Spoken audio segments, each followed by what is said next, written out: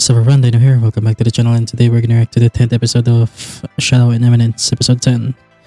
Now, I said that I am working on the review from episode 2, episode 9, and yes, I am still.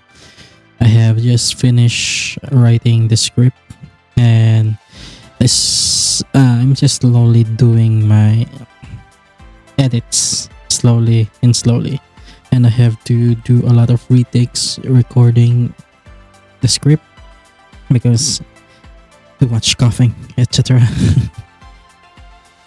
So yeah, today we're gonna cover the first part of volume 2, which is the third arc, the Holy Land of Linworm.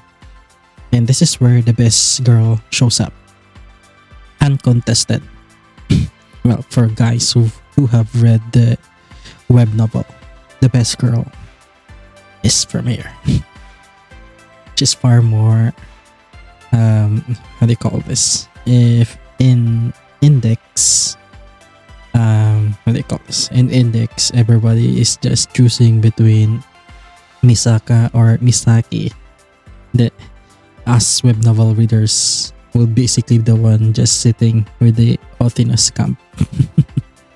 Yeah, that's basically it. That's how best girl, the girl who will show up in this arc. So yeah, I hope the anime do it justice because the arc is pretty short. It's not very long. This arc is pretty short. I am dreading as I am excited for this episode, so let's get right into it. Kage no Jutsuruksha Naritakte, episode 10, and 3, 2, 1. Let's go. The school closed, it's wreck.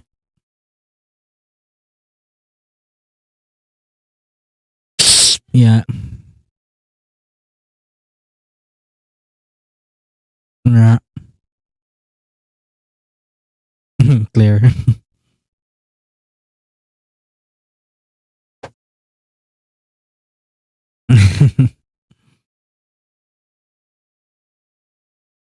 You better hide.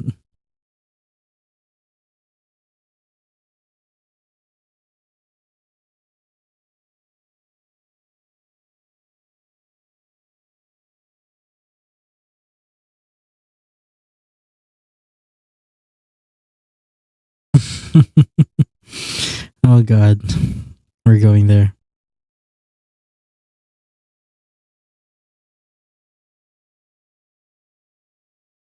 I like this arc a lot because best girl. The dynamic between Sid and the best girl is just, you can see best girl in the opening too. Let's just skip it. Okay, where's the best girl? Show it. Alexia, Sharon, best girl. Here, right there, best girl. Um, see if you can see it on the screen right now. That is best girl.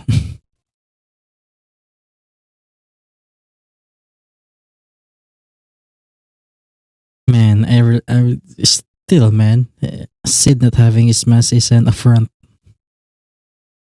And not properly utilizing. Oh, they changed the end screen of that one to Linworm. Nice job.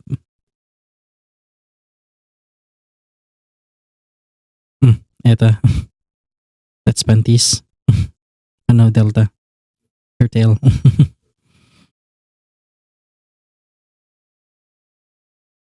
Oh, eta. Sleepwalking again. And well, a common thing in the Seven Shades. Oh, they're doing the extra chapter. They're doing the manga chapter for this.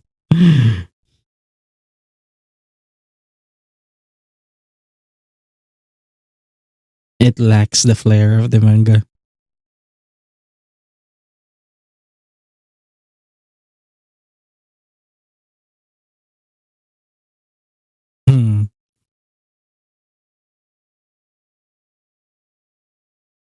That's not how it happened. That's not how it happened.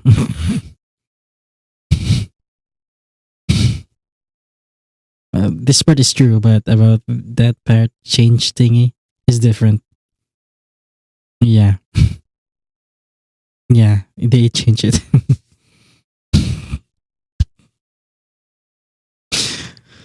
Oh man, they cut the.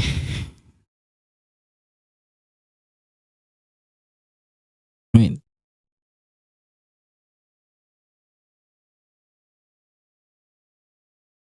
wait, what? What's happening here?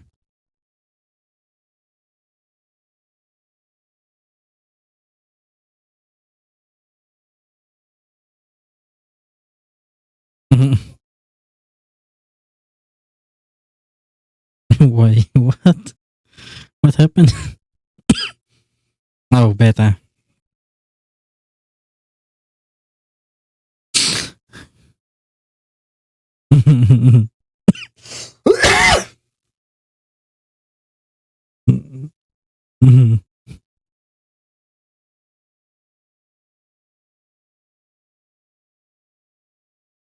Stupid beta.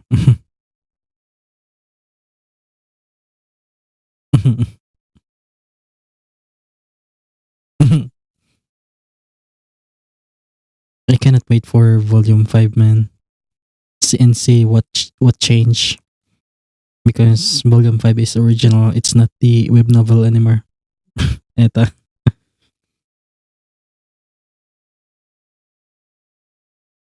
And the face off between the natural and the artificial.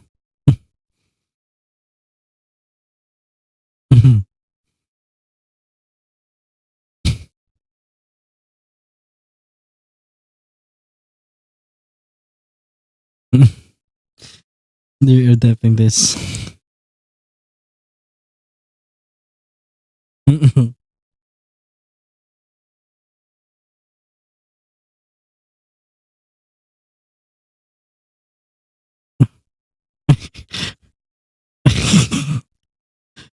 Yes.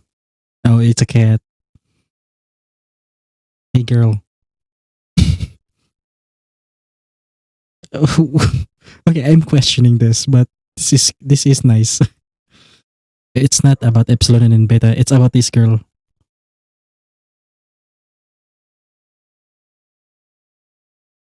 Mhm. Sorry about the boobs, but the cat is important. Oh, look at that cat. Mhm. What?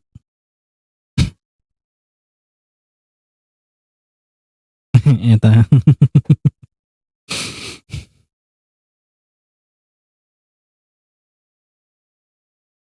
Oh, Alexia. There's new.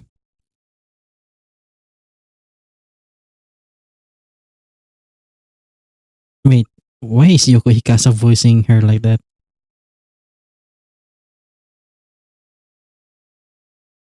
Yeah. Okay, they're filling some missing scenes as to why it happened. Okay, sure. I'll give it to them. They're using this as some kind of slice of life episode. Okay, okay.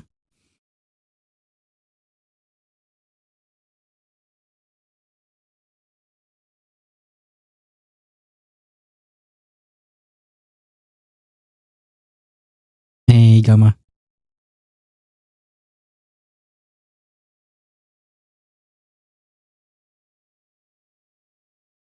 Luna. Chocoballs. Citrus.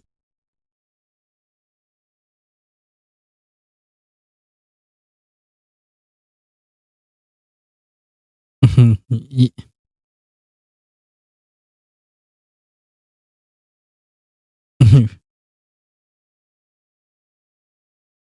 Just spending so much. Mm-hmm.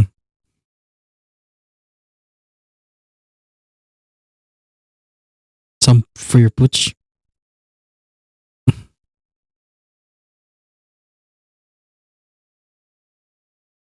We ordered you several. Hey, it's for Pooch.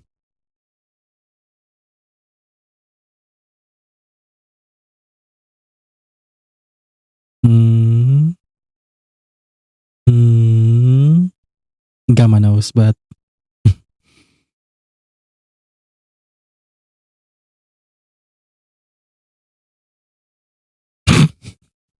okay, sure. Underwears. Okay, you have to do the shot from below.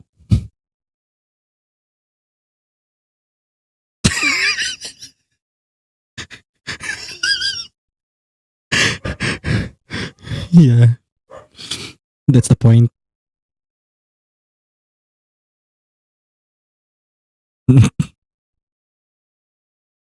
They're adopting this part. I remember this part.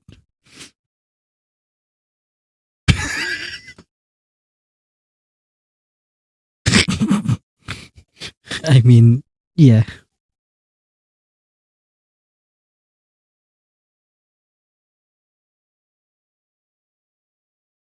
Mhm. The confusion to buy them. And which one will you put? Okay, seriously.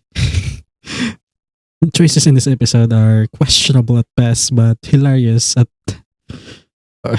worst. Questionable at best. I know it's an oxymoron, but yeah. The amount of focus on asses and boobs in this episode.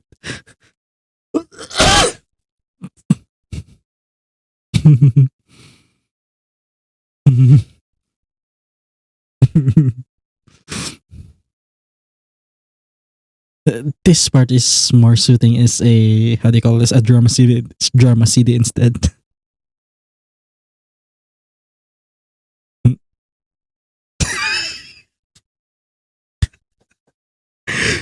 Yes.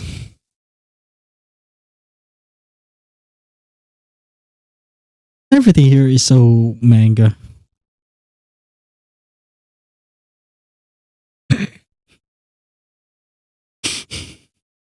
To win him. Jesus Christ, Alexia.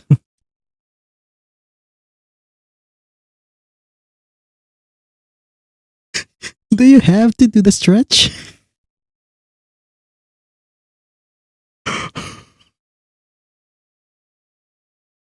Kamimasu.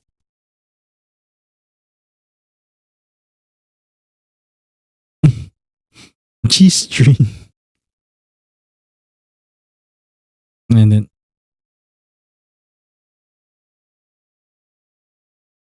oh, yeah, they're adapting the manga original scenes. Thank God they're adapting this part. Well, although they already miss the, how do you call this? They already missed to expound on Rose's character, Sid.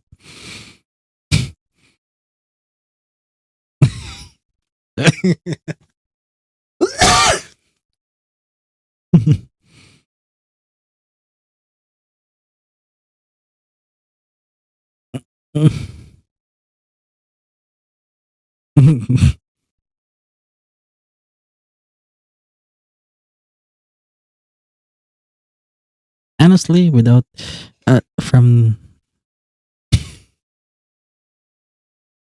oh no, they did not do that face. They did not do the face.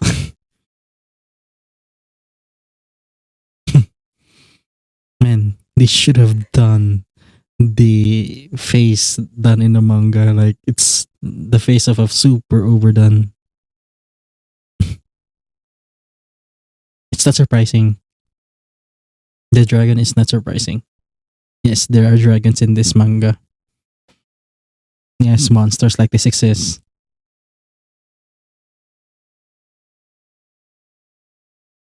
You should have run at full speed in serious mode. Mhm. Mm, mm. Well, well, let's talk about what happened really there. She's a fine wife, to be honest.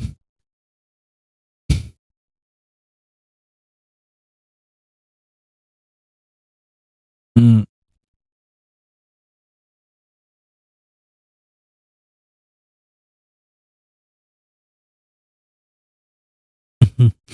Man.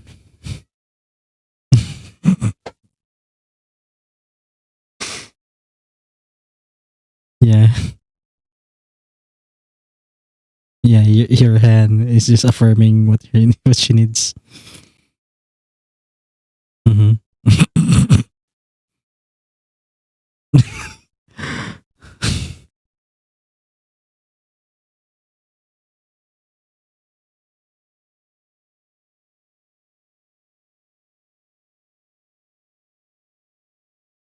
For a brave young man. Hey,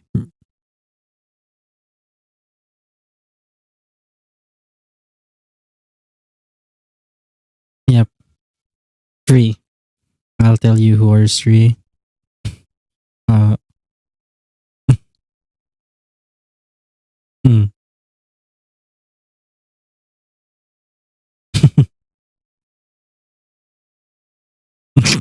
Do your best.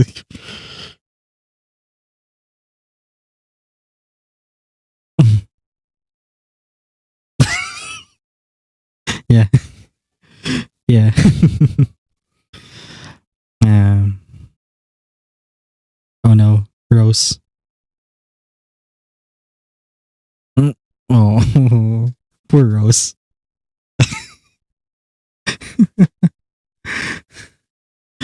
He has to escape using.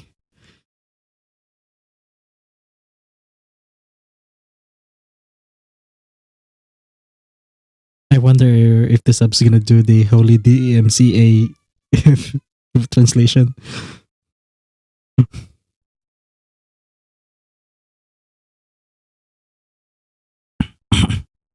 Yep, yep.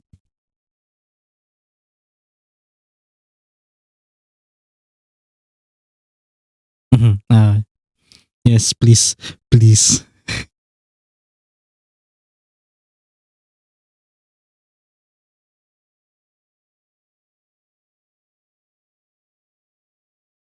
Okay, they did not.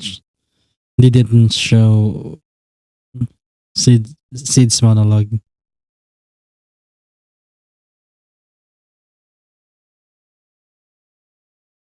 Yep.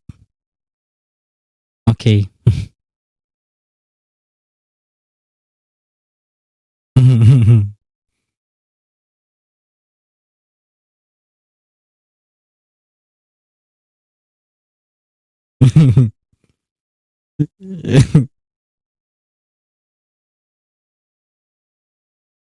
Star is a trap wars.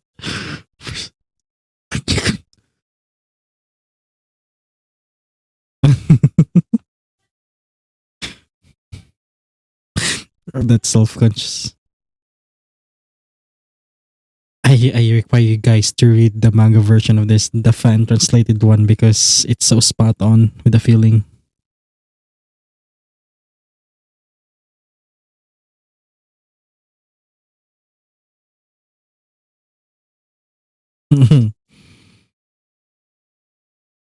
Eh,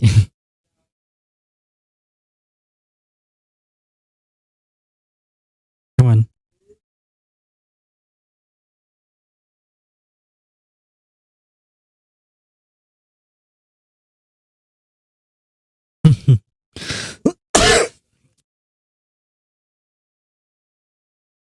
And then she chose to plagiarize it.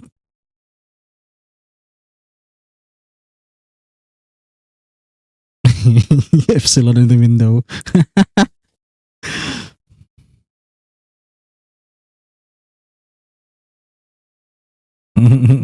Oh no, they show that dead face. They couldn't do it earlier. Come on.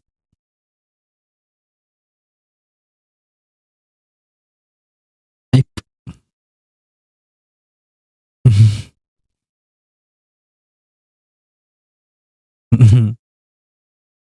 eh, Ancient letterings.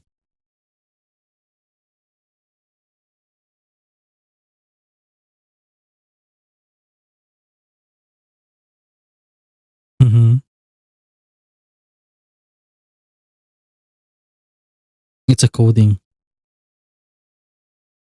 because it's cool. Mm-hmm.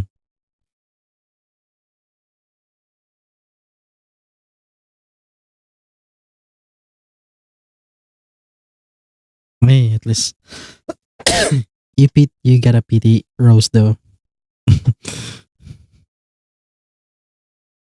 See, I can already see one of the biggest problems here because they don't have the mask.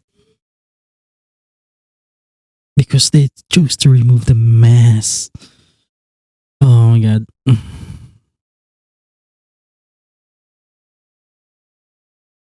Hey, dead man.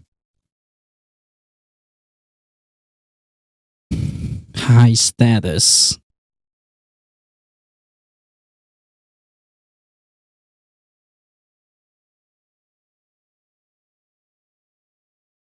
Sacrilege. Yeah, the archbishop was impaled.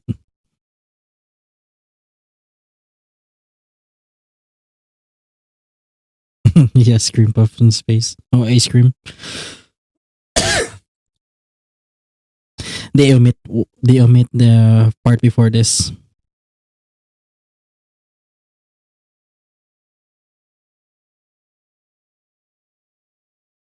They omit the scene before this, where it proves how much of a scumbag Sid is.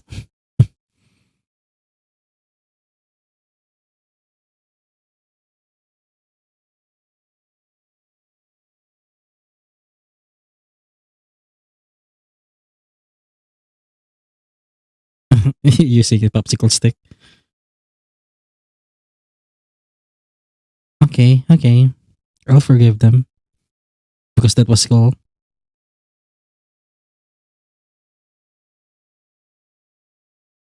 Mm-hmm. I have to emphasize it. Oh my god, it's part of the joke. And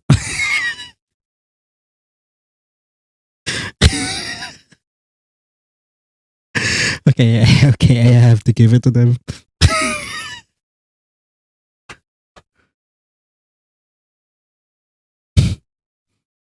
Oh yes, it's part of the joke. It's part of the joke.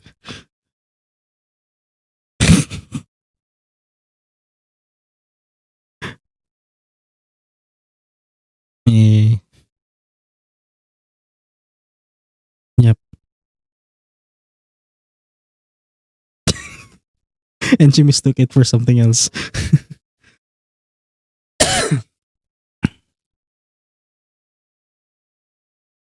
Okay, we have other. Okay, we have nothing anymore. Okay, that was the 10th episode of Eminence in Shadow. Okay, I have to say that this episode was more or less likely the first chapter of the arc, and then they use the manga extra chapters for this. Because I remember the whole part with um the part with how do you call this again? The Mitsugoshi part with Iris and Alexia, that was in manga. The part with the Everyday Life, yeah, I think the Everyday Life was in the web novel and the light novel too. I have to reread that part to find it if it was there, because I remember that it is there. And it it is in the novels, and the manga basically made really really good jokes with it, like the way the mangaka did some panels for it. It's really good. What I have to give credit in this episode so far is the overabundance of ass shots below the ass shots, where A hole and then the V hole meets, those kind of shots, and then boob shots. Tons of boob shots because Epsilon. So yeah. About first part, we're gonna talk about the which part is this again? Yeah, first we're gonna talk about here in the. Okay, first we're gonna talk about the daily lives of the some of the members of the Shadow Garden, especially the seven shadows or the seven shades. First off, we have Epsilon. Yeah, a lot of Epsilon's backstory will be explained later, so I'm not gonna do much deep dive with her character. I'm just gonna do an overall summation of who she is. She's basically flat. She's basically a small girl, and that's genetic. Her bloodline's basically this, and yeah, as what had Sid said at the end, that Epsilon is very prideful, and yeah, she basically I can't speak much because it's gonna be a huge spoiler about her background and everything, but the part in around 336, 337, 329, yeah, around 329 in the episode, that didn't happen. That's kind of original thing they put here, and they just they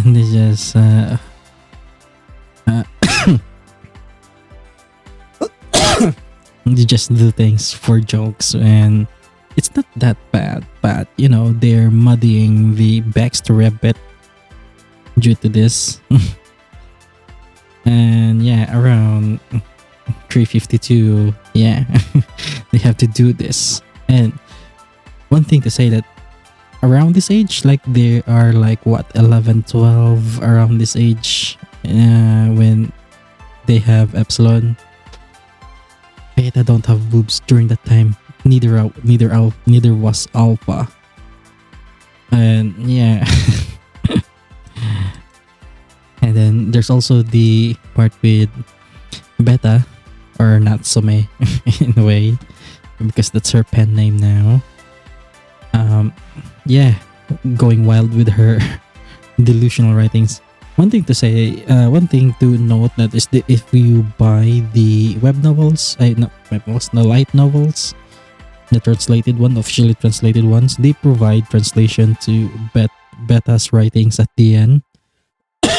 Basically, the Chronicles of Shadow, and yeah, it's basically this overly exaggerated fanfic of Beta about him. And yeah. They still keep with the boob shots, the thighs, the ass. There's so much of it in this episode. And then what's funny to me is around, where was it? Yeah, around 6 minutes in the episode, while Beta and Epsilon are bickering about, blah blah blubs and how much it attracts Sid's gaze. Here we just get the camera with this random elf girl just covering everything and playing with the cat. I have to give it to them because this was hilarious, because it made me forget that Beta and Epsilon existed, and I'm just curious about this elf girl in front of me. Like, hey, I thought she was gonna kiss. And then we're back with boobs. But these are distracting. I want more about the girl and the and the cat. And then we have an ass shot of New. Yes. Wait, you can see some T-back. G-strings, dude. Oh no. They've shown us what kind of pant this New was wearing. can see it. You can see it. You can see the panty lines, man. And oh yes, we can see some glimpse of Ada basically sleepwalking with a giant wrench. And then she was getting hauled off because she's sleeping in the wrong place. They also have this scene with Iris and Alexia. This was in the manga. And all about shopping, everything, food tasting and everything. And then it's all about the night warfare, the night battle. Yasen this. And speaking of Yasen, it has to be. Yes. Man, they are emphasizing where should be. The shading to emphasize. Holy shit. Okay, I have to know who was the episode director of this one. Iris being terrified. I swear, Delta is the only one who doesn't wear anything. You can see through. Yeah, that's the point of them. They're battle garments for night warfare. Yeah. Also, some one joke from the manga that didn't get translated, didn't get adapted instead, and now they're doing this kind of joke. Is that in the manga when Alexia was trying to be the bodyguard of Sherry, and Iris was basically vehement on saying no. So what Alexia did was blackmail her sister that she wears bear design undergarments, like bear print. And then Iris just said, "Yep, come on, don't get her in trouble now. Be her guardian." And yeah, there's so much emphasis. Like, yeah, even this random elf assistant, you can see what kind of underwear because they shaded it. The amount of effort they were shading everything. Oh my god. I am baffled by the amount of effort they made to make fan service. Fan service that isn't pushing it to your face. Fan serving just, yeah, you see this? You like this? Yeah. And not kind of fan service like in the other ecchi animes like, ooh, boobs shown, ooh, ass is shown, ooh, it's gonna shove to your face, ooh, are you horny now? This one, they are not exposing but focusing on them, but they are not shoving it to your faces. And if you're just paying attention, you can see some I am coughing from laughing. Holy shit. Ass.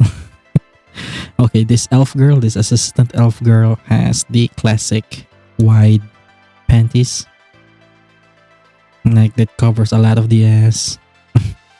I don't know about Gamma though, but yeah, there's the kabedon inside the changing room too. Holy shit. Iris being weak to sexual stuff, erotic stuff. Ooh, muscle brain princess but cannot handle her edgy moments. And that's funny.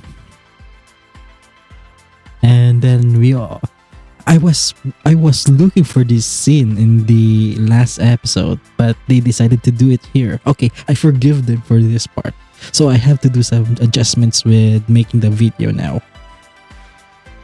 Although the impact of this is not as great as it should be, because they butchered Rose's character in the earlier episodes. Studio Nexus, you stupid sons of bitches.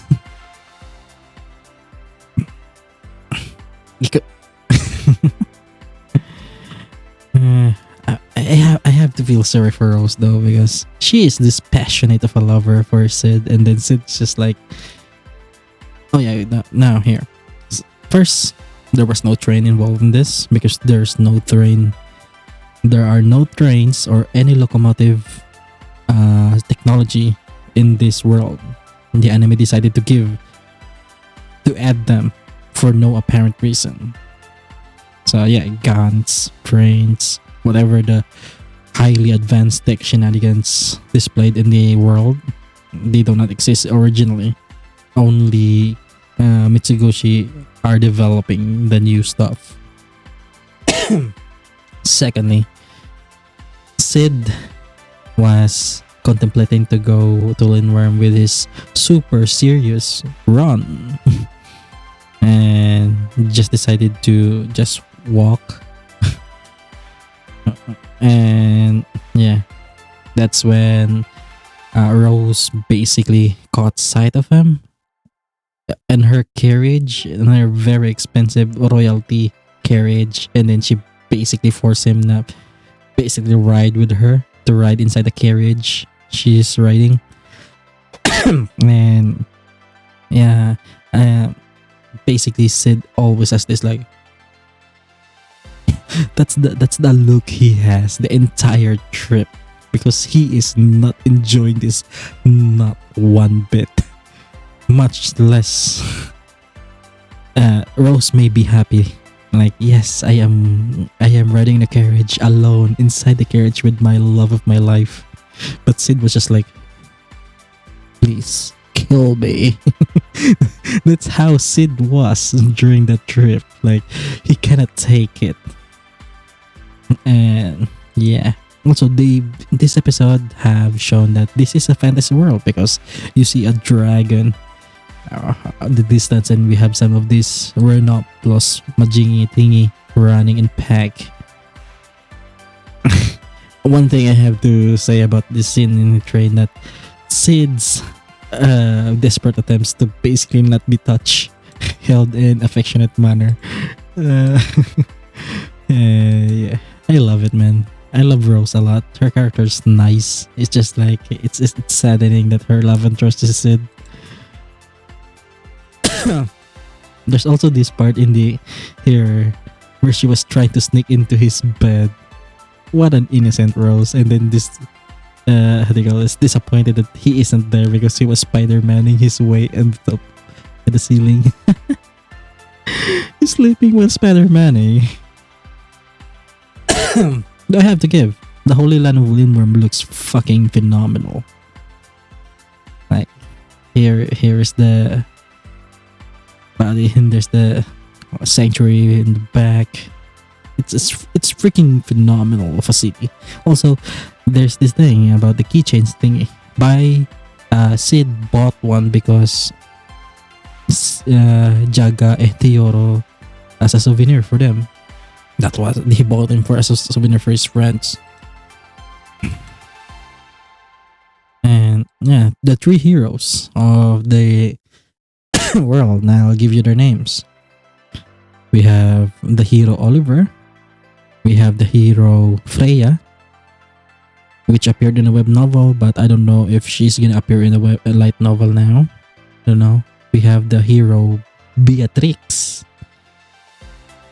opposite to the goddess Beatrix. Yeah, there's a goddess Beatrix, there's a hero called Beatrix, and then this another Beatrix will appear after this arc. So yeah, so many people sharing the same name. And then yeah, we have the scene with Natsume and her signing book as a thank you to her fans. And supposed to be this happened in some kind of open area with a fountain. And it's basically flooded with people who are fans of her work, mostly women. And it's a sad thing that the subtitle did not do the where was it? Let me find that for a bit. Give me a sec. Okay, found it. Like the fan translation for this thing captured properly how Sid feels. It's not that the official translation is bad, but just there's there's the use of how to express it in the wildest of manners, and the fan translation of the novel of the manga captured so well, where Sid just like, hold up. Holy copyright disclaimer under section 107 of the Copyright Act of 1976. There's no way the people know about those famous tales. And yeah, there was also the part that where Sid was confronting Beta, like, what the hell are you doing? Like, he's just conveying his message through that's there, like, the fuck are you doing? And just Beta's like, yeah.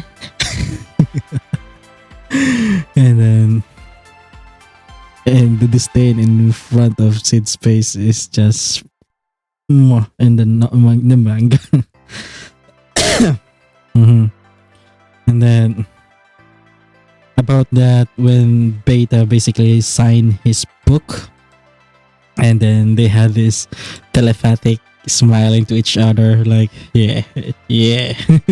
Like, oh, she was role playing like we're in a spy flick. Not bad, Beta. You are hereby forgiven.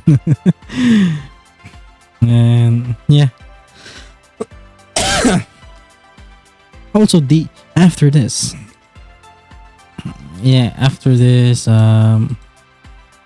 okay, there was this scene in the anime. There was the scene with the Archbishop basically killed and impaled in the statue, and we also have the scene of Sid hanging out in the night from somewhere, and they spotched it up because they removed the scene before this, where it explains how much of a scumbag Sin is. Like, you know, Rose is a princess, so when she got here, she had this very VIP accommodation. So her room is basically like lavish, huge bed, huge sofas, huge windows. It's basically a house itself. And then she basically made an arrangement for Sid to have the same room. Of course, they are not in the same room sleeping together, but identical room for Sid to stay in. And Rose was like, yeah, I will do this for you, thingy. And this is just the minimal thing I can do for you. And then so for now, goodbye, because I have some important people to meet, because I'm a princess VIP who came to this country. I need to greet them, etc. The greetings, courtesy, whatever manner thingy majigi royalty has done.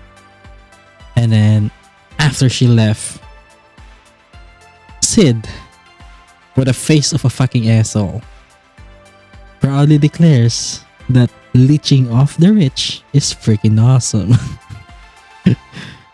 It didn't even show it, which is a shame. And then they just go straight to this random thug and showing. Okay, this scene was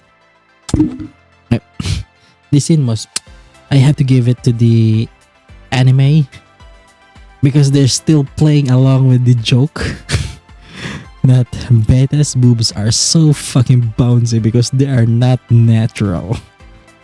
Like, they're not stiff, they're like slinkies. They are drooping and bouncing unnaturally, and the moment she speaks, the boobs itself bounces. It's fucking hilarious as hell, man. And then yeah, that's pretty much it. That's the episode. And now I have to do some revisions in my script. I have to do some revisions on the editing, because they show a scene that I wanted to see in the novel from the manga itself to be adapted in the anime, and they did show it here in this episode. So I'm pretty happy. But that means it's a work to do. I have to redact some stuff. Well, it's not much, but I did some quite the complaining right there. I'm sorry. But yeah. That's pretty much it. That's it. This episode is a 7.5/10. The adaptation's still whack because the setting, but the things they decided to adapt in this episode are hilarious. I have to give it to them. So yeah, that's pretty much it. Dino out. Like if you like, comment down below, and watch out for the upcoming poll of what should replace my Monday schedule. So yeah. Also, we on Thursday we're gonna continue reacting to Isekai Ujisan because episode 9 already aired and I forgot that it's supposed to air. And yeah, that's pretty much it. See you guys next time. Bye.